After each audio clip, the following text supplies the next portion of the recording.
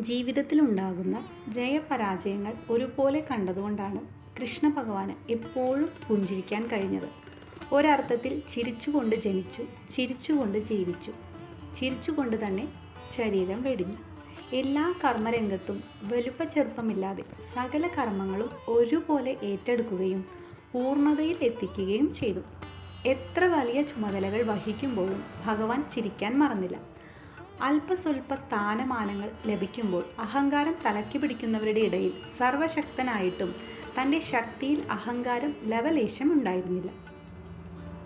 ഭൂമിയോളം ക്ഷമിച്ച് നിവർത്തിയില്ലാതെയാണ് കംസനെ പാഠം പഠിപ്പിക്കേണ്ടി വന്നത്.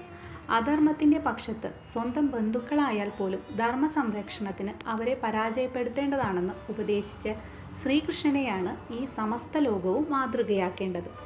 സ്വയം പാപം അനുഷ്ഠിക്കാതിരിക്കാനും പുണ്യമനുഷ്ഠിക്കേണ്ടതെങ്ങനെയെന്നും ഉപദേശിച്ച് പുണ്യാത്മാക്കളായി മറ്റുള്ളവരെ മാറ്റിയെടുക്കാനുമായി ശ്രീകൃഷ്ണൻ ശ്രമിച്ചത്.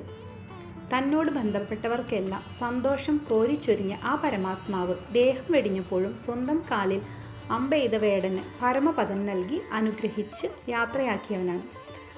സദാ കർമ്മനിരതനായ കൃഷ്ണൻ തനിക്ക് കിട്ടിയ വേഷങ്ങളെല്ലാം രാജാവിൻ്റെയും യോദ്ധാവിൻ്റെയും ദൂതൻ്റെയും തേരാളിയുടെയും ഗോപികാനാഥൻ്റെയും എന്നുവേണ്ട വൈവിധ്യമാർന്ന എല്ലാ വേഷങ്ങളും പൂർണ്ണമായി ആടിത്തീർത്തു.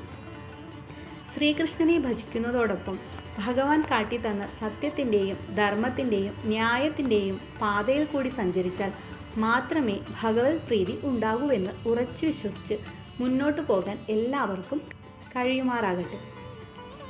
ആ കാലടികളെ പിന്തുടരാനുള്ള ശക്തിയും വീര്യവും എല്ലാവരിലും നിറയട്ടെ.